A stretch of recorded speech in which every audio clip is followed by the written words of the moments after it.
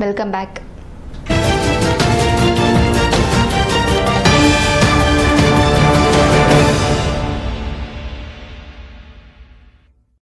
కళా తపస్వి దాదాసాహెబ్ ఫాల్కే అవార్డు గ్రహీత doctor Kashi విశ్వనాథ్కి doctors club ఆధ్వర్యంలో సన్మాన కార్యక్రమాన్ని నిర్వహించారు.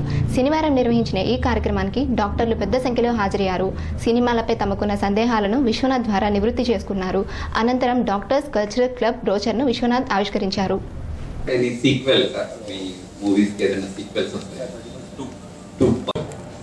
అంటే మీకు మహిళలంటే ఎక్కువ అభిమానం, మగవాళ్ళ మీద సరేనయ్యా పోనీ దేవత ప్రతిలో దేవాలయంలో మరి నా ఇవన్నీ సరే అట్లా అట్లా చెప్పుకుంటూ వెళ్ళి దాన్ని ఎవరో తెలుసుకున్న తర్వాత ఇంకా నటన వైదిష్ వాళ్ళు నటించే తీరు ఒక రకంగా అంటే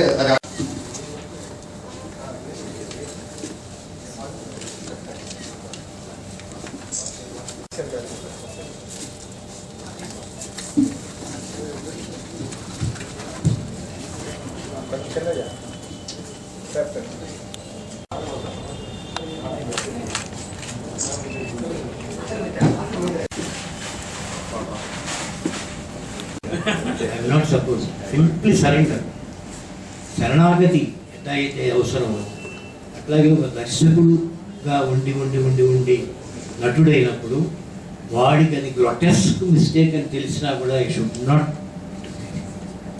ఆ ప్రిన్సిపుల్తోనే నేను ఒప్పుకున్నాను సినిమాలో యాక్ట్ చేయడానికి. సో ఈ లొసుకులు ఈ కొన్ని లెక్కన ఎక్కడ కనుక ఇట్లాంటి కనుక వాయిడ్ కనుక ఉందంటే అది కేవలం నా తప్పని నేను చెప్పకపోయినా బాగుంటుందేమో అండి అని మనం చెప్పచ్చు కదా. విత్ యువర్ ఎక్స్పీరియన్స్ అని మీరు అనొచ్చు. That's what you expected perhaps for me. I don't that you same thing you expect you are operating upon me. Operation చేసిన మొత్తం మాకే తెలియదు కదా. అదే కదా, అందుకే కదా నువ్వు అవన్నీ డైరెక్షన్ చేసినప్పుడేమో నేను చాలా చిన్నపిల్లాడిగా ఉన్నట్టు చేసినది. చిన్నపిల్లలు డాక్టర్ కదా, అందుకని అప్పుడు చేసినవి ఇవేమో పెరిగి పెద్దవాడు అయిన తర్వాత కాస్త కొత్త జ్ఞానం తెలిసి చేసినవి. తప్పదండి అవన్నీ తప్పదు. మరీ చాలా అబ్నాక్షియస్గా ఉండి చాలా మార్పిడ్గా ఉండి ఇది మన వాళ్ళే కొంచెం చెప్పరు. అది దానికి అలవాటు పడ్డ వాళ్ళు ఉన్నప్పుడు పెద్ద ఆయన అలా చేయిస్తాడు ఎక్సర్సైజ్ అనే దానికోసమే తీసుకుంటే దానికి వీడు ఎబరేషన్ తీసుకొచ్చి దాని గురించి ఎక్సర్సైజ్ చేసి దరిద్రం చేసి చేస్తారు. మాకు బాగానే ఉంటుంది. So I'm not telling that I'm not responsible for such things, but you are right and you are asking because that shows I respect your work. ఒక ప్రోగ్రాము తర్వాత ఒక క్లబ్ని నిర్వహిస్తున్నాం.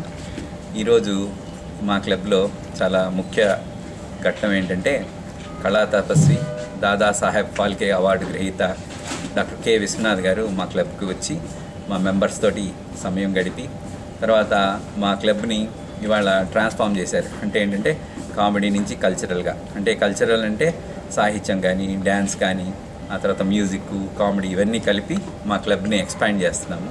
వారు ఈరోజు దాన్ని ఇనాగ్రేట్ చేశారు. ఈ కార్యక్రమంలో ఆయన చాలా రిలాక్స్డ్గా చక్కగా మాట్లాడారు. మా మెంబర్స్ అందరితోటి ఇంటరాక్ట్ అయ్యారు. చాలా నవ్వటం వలన ఉపయోగాల గురించి కూడా చెప్పారు. తర్వాత ఆయన సినిమా గురించి, ఆయన సినిమా జీవితం గురించి మా మెంబర్స్ డాక్టర్స్ అడిగిన డౌట్స్ అన్నీ కూడా క్లారిఫై చేశారు.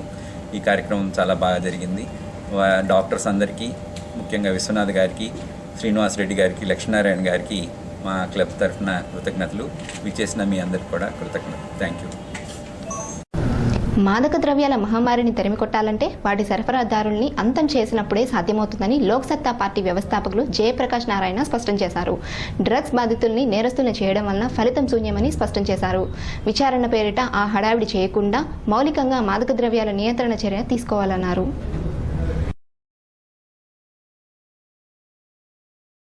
డ్రగ్స్ బాధితుల్ని నేరస్తుల్ని చేయడం వల్ల కలిగే ప్రయోజనం శూన్యమని వ్యాఖ్యానించారు. వరల్డ్ హెపటైటిస్ డే పురస్కరించుకుని హైదరాబాద్ లో ఏర్పాటు చేసిన save the liver foundation JP ముఖ్య అతిథిగా పాల్గొన్నారు. విచారణ పేరిట హడావుడి చేయకుండా మౌలికంగా మాదక ద్రవ్యాలను నియంత్రించే చర్యలు తీసుకోవాలని కోరారు. ఇది కేవలం పోలీసు యంత్రాంగము, కోర్టులు, జైలు శిక్షలు వాటితో మాత్రం అదిపోయేది కాదు. ఇది కుటుంబము, స్కూలు, ఈ రెంటి నుంచి ప్రారంభం కావాలి. మన పిల్లల్ని కాస్త పట్టించుకోవటం. ఒకవేళ డ్రగ్స్ అలవాటు పడుతున్నారంటే కొన్ని లక్షణాలు మనకు తెలుస్తాయి. గూగుల్ చేస్తే ఎవరికైనా తెలుస్తాయి. మనం కొంచెం సస్పెక్ట్ చేయొచ్చు. కొంచెం కౌన్సిలింగ్ చేయటము, పనుల పట్టించుకోవటం, అలాగే స్కూళ్ళల్లో కౌన్సిలర్స్ని పెట్టడము, వాళ్ళు జాగ్రత్తగా పిల్లల్ని పరిశీలించడము, కొంచెం వాళ్ళ ప్రైవసీ దెబ్బతీయాలని కాదు, కానీ అవసరం అయితే ఆరా తీయాలి, తప్పదు. అది తల్లిదండ్రుల బాధ్యత, స్కూళ్ళ బాధ్యత. మూడోది, డ్రగ్స్ని అదుపు చేయాలని చెప్పంటే దాని ప్రధానమైనటువంటి మార్గం చట్టం ద్వారా ఈ సప్లై చైన్స్ని డిస్ట్రాయ్ చేయడం, ట్రేడర్స్ని పట్టుకుని వాళ్ళని తీవ్రంగా శిక్షించడం, ట్రేడింగ్ అవకాశం లేకుండా చేయడం. రాష్ట్ర గవర్నర్ నరసింహన్ను ముఖ్యమంత్రి చంద్రబాబు శనివారం రాజ్భవన్లో కలుసుకున్నారు. తాజాగా రాష్ట్రంలో చేపడుతున్న అభివృద్ధి కార్యక్రమాల గురించి గవర్నర్కు ముఖ్యమంత్రి వివరించారు. త్వరలోనే ఇరు రాష్ట్రాలకు వేరువేరుగా 2 గవర్నర్లు నియమిస్తున్నట్లు సమాచారం.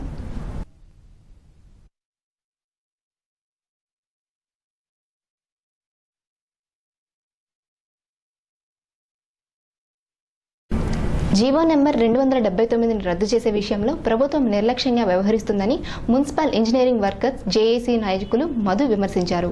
శనివారం కార్పొరేషన్లో ఏర్పాటు చేసిన మీడియా సమావేశంలో ఆయన మాట్లాడుతూ ఆగస్టు 1న అన్ని మున్సిపల్ కార్యాలయాల ముందు ధర్నా కార్యక్రమాన్ని నిర్వహిస్తున్నట్లు తెలిపారు. 4న మౌన దీక్షలు చేపడతామని వెల్లడించారు. రాష్ట్ర ప్రభుత్వం ఇకనైనా మొండి వైఖరిని విన్నాడాలని కోరారు.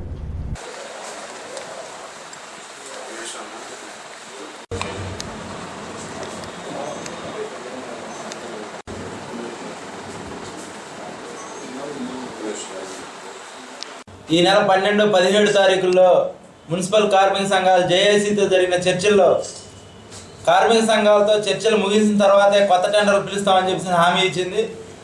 దీనికి భిన్నంగా కొత్త టెండర్లని పిలుస్తూ ఉంది. దీన్ని వ్యతిరేకిస్తూ అట్లాగే 279 జీవోని రద్దు చేయాలని, కొత్త టెండర్లు పిలిచేదానికి ఏదైతే 160, 159 జీవోలు ఇచ్చారో ఆ జీవోలు రద్దు చేయాలని, గతంలో 2015లో మున్సిపల్ కార్మికుల సమ్మె సందర్భంగా ఇంజనీరింగ్ కార్మికులకి స్కిల్లు, సెమీ స్కిల్లు జీతాలు ఇస్తామని చెప్పేసి ఇచ్చిన హామీని ఇంతవరకు నెరవేర్చలేదు. దీన్ని కూడా అమలు చేయాలని చెప్పేసి, ఈ డిమాండ్స్ అన్ని పరిష్కారం కావాలని చెప్పేసి కోరుతూ మున్సిపల్ కార్మిక సంఘాలు జేఏసీగా 1వ తారీఖున అన్ని మున్సిపాలిటీల్లో మానవహారాలు వేయాలని, అలాగే 4వ తారీఖున మౌన ప్రదర్శనలు నిర్వహించాలని చెప్పేసి జేఏసీగా నిర్ణయించాము. అట్లాగే 7వ తారీఖు నుంచి 22వ తారీఖు వరకు విజయవాడలో సామూహిక నిరాహార దీక్షలు చేయాలని చెప్పేసి నిర్ణయించడం జరిగింది.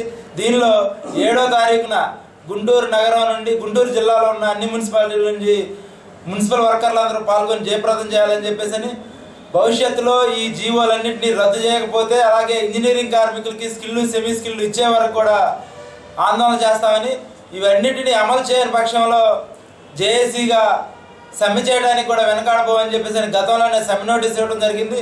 రాష్ట్ర ప్రభుత్వం మొండిగా వ్యవహరిస్తున్నందువల్ల అవసరమైతే సమ్మెలోకి వెళ్లేందుకు కూడా సిద్ధంగా ఉన్నామని చెప్పేసి తెలియజేస్తా ఉన్నాం. ఈ నెల 17వ తారీఖున సెక్రటరియట్లో కార్మిక సంఘాలతో మంత్రులు జరిపిన చర్చల్లో భాగంగా మన ఆర్థిక శాఖ మంత్రి యనమల రామకృష్ణ గారు అన్ని డిపార్ట్మెంట్లలో వర్క్ను అవుట్సోర్స్ చేయటం జరుగుతుందని చెప్పని తెలియపరిచి, మొదటిగా మున్సిపాలిటీస్లో 279 వర్క్ అవుట్సోర్సింగ్ విధానంతో అమలు చేయడం జరుగుతుందని చెప్పని తెలియజేయటం, దాన్ని మేము వ్యతిరేకించడం జరిగింది. దీనికి పూర్తిగా అన్ని సంఘాలు, అన్ని కార్మిక సంఘాలు పూర్తిగా వ్యతిరేకం ఈ వర్క్ అవుట్సోర్సింగ్ విధానాన్ని. ఎందుకంటే వర్క్ అవుట్సోర్సింగ్ వల్ల వర్కర్కి ఉపాధి కోల్పోయే ప్రమాదం ఉంది, వాళ్ళ హక్కులకి భంగం కలిగే విధానం ఉంది. కాబట్టి దీన్ని అన్ని కార్మిక సంఘాలు జాయింట్ యాక్షన్ కమిటీగా ఏర్పడి దీన్ని వ్యతిరేకించే విధంగా తీర్మానించడం జరిగింది. దీనిలో భాగంగా అంతేకాకుండా 2015లో ఇదే ఆర్థిక శాఖ మంత్రి గారు హామీ ఇచ్చినట్టు స్కిల్డ్, సెమీ స్కిల్డ్ ఇంజనీరింగ్ విభాగం కార్మికులకి ఇంతవరకు అమలు చేయకపోవటం చాలా దారుణం. వాళ్ళలో నైపుణ్యం గలవారు, అర్ధ నైపుణ్యం గలవారు చాలామంది ఉన్నారు. వాళ్ళకి అన్స్కిల్డ్ వర్కర్తో సమానంగా జీతాలు ఇవ్వటం ఈ ప్రభుత్వానికి ఎంత మాత్రం తగదని చెప్పి మీ ద్వారా తెలియపరుస్తూ ఉన్నాను. ఈ 151 జీవోని స్కిల్డ్, సెమీ స్కిల్డ్గా అమెండ్మెంట్ చేసి ఇచ్చే వరకు, ఈ 279 జీవోని రద్దుపరిచే వరకు ఈ ఆందోళనలో 1వ తారీఖు నుంచి జరిగే ఆందోళనలో కార్మికులందరూ పెద్ద ఎత్తున పాల్గొని అలాగే 22వ తారీఖు జరిగే చలో విజయవాడ కార్యక్రమాన్ని కూడా రాష్ట్ర వ్యాప్తంగా కార్మికులందరూ పెద్ద ఎత్తున పాల్గొని ఈ ప్రభుత్వానికి కార్మిక నిరసన తెలియపరచడం జరుగుతుందని మీ ద్వారా తెలియపరుస్తున్నాను. ఇగ్నో విశ్వవిద్యాలయంలో దూర విద్యను అభ్యసించే వారికి ఇక నుంచి ఆన్లైన్ ద్వారా దరఖాస్తు చేసుకోవాలని రీజనల్ డైరెక్టర్ రామాంజనేయ శర్మ అన్నారు. శనివారం ఏర్పాటు చేసిన మీడియా సమావేశంలో ఆయన మాట్లాడుతూ రాష్ట్ర వ్యాప్తంగా మొత్తం 8 జిల్లాల్లో 92 ప్రోగ్రామ్స్ ప్రవేశపెట్టామని ఆగస్టు 18 వరకు ఆన్లైన్ గడువు ముగుస్తుందని తెలిపారు.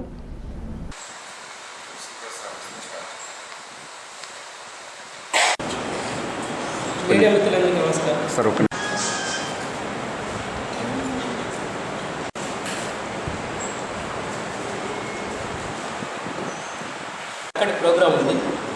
కోఆర్డినేటర్ గారు ఆ ప్రోగ్రాం గురించి సెషన్స్కి సంబంధించి అడ్మిషన్స్కి సంబంధించి మీ అందరితో ముచ్చరించడానికి నేను ఇక్కడికి వచ్చాను. నా పేరు Ramanjaneya Sharma, regional director, IGNOU regional centre, Vijayawada. మీ అందరికీ తెలిసిందే, ఇగ్నో దేశవ్యాప్తంగా, ఇంకా చెప్పాలంటే ప్రపంచవ్యాప్తంగా ప్రఖ్యాతమైనటువంటి ఒక ఓపెన్ యూనివర్సిటీ. 232 పైచిలకు ప్రోగ్రామ్స్ని దూర విద్యా విధానంలో విద్యార్థులకు ఈరోజు అందుబాటులోకి తెచ్చింది.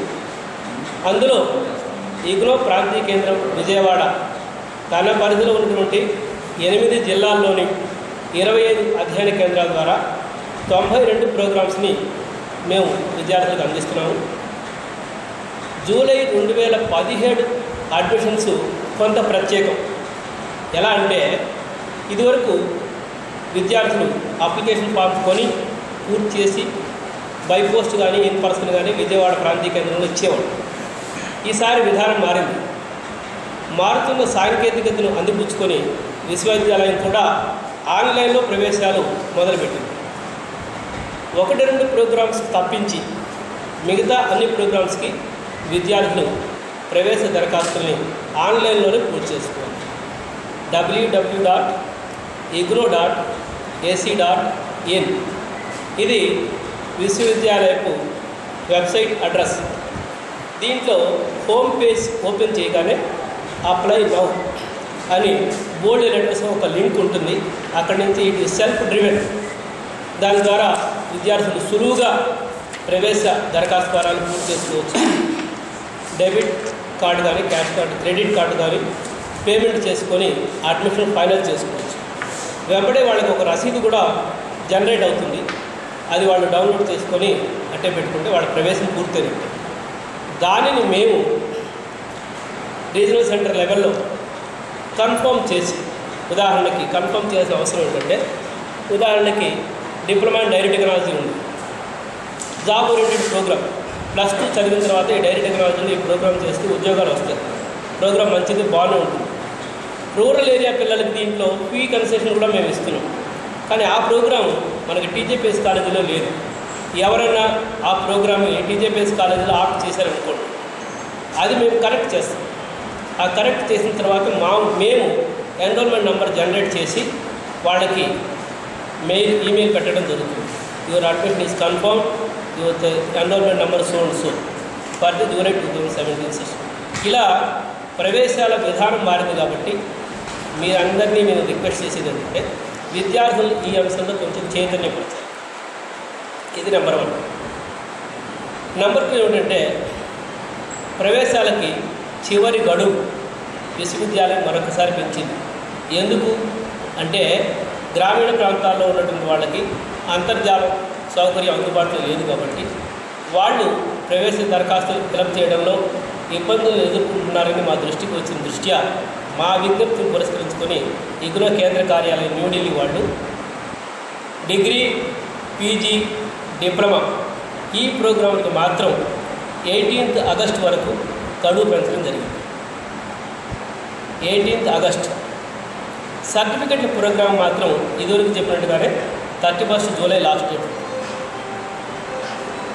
ఇవి కాకుండా విశ్వవిద్యాలయం ఒక 3 ప్రోగ్రాంలకి ప్రవేశ పరీక్ష ద్వారా ప్రవేశం కల్పిస్తుంది. ఉదాహరణకి బీఎడ్ కానీ, బీఎస్సీ నర్సింగ్ కానీ, ఎంబీఏ కానీ. ఈ 3ంటికి ఎంట్రన్స్ టెస్ట్ కోసం పిల్లలు అప్లై చేసుకోవాలి. ఎంబీఏ ముఖ్యంగా ఇక్కడ మనం ప్రస్తావించుకోవాలి. ఏమిటంటే ఇదివరకు ఉన్నటువంటి నిబంధనలను సడలించి ఇప్పుడు సరళీకృతం చేయడం జరిగింది. ఉదాహరణకి ఇదివరకు ఎంబీఏ 2.5 సంవత్సరాలు చేయాల్సి వచ్చింది. ఎందుకంటే ఒక సెమిస్టర్లో అప్పట్లో 4 పేపర్లకు మాత్రమే రిజిస్ట్రేషన్కి విశ్వవిద్యాలయం పరిమితిని విధించింది. ఇప్పుడు దాన్ని 5 పేపర్లకు పెంచడం మూలంగా 5 సెమిస్టర్లు 4 సెమిస్టర్లు అయినాయి. అంటే ఇతర విశ్వవిద్యాలయాల మాదిరిగా ఇగ్నోలో కూడా ఎంబీఏ ఇక నుంచి 2 ఏళ్లలో పూర్తవుతుంది. వార్తల్లోని ముఖ్యాంశాలు మరోసారి.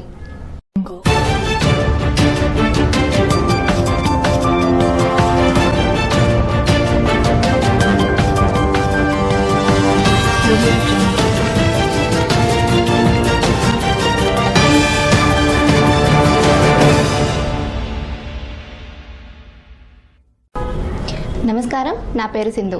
నిజాన్ని నిర్భయంగా తెలియజేస్తూ వాస్తవాలతో మీ ముందుకి రాక్4 న్యూస్. ముందుగా వార్తల్లోని ముఖ్యాంశాలు.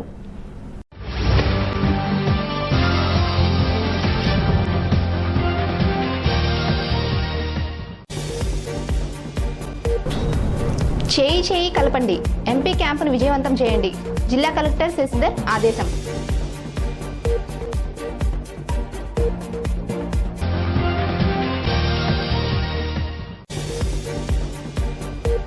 క్రమశిక్షణతో మెలగండి, ఉన్నత శిఖరాలు అధిరోహించండి. విద్యార్థులకు అర్బన్ ఎస్పీ విజయరావు పిలుపు.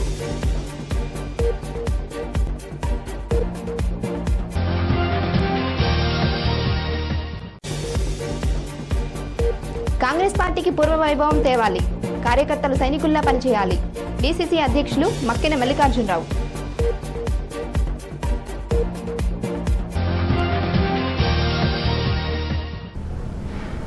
ఇవి ఈ బులెటిన్లోని విశేషాలు. తిరిగి మరో బులెటిన్లో మరోసారి కలుసుకుందాం.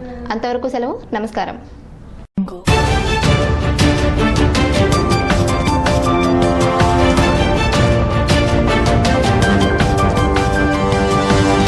Thank you.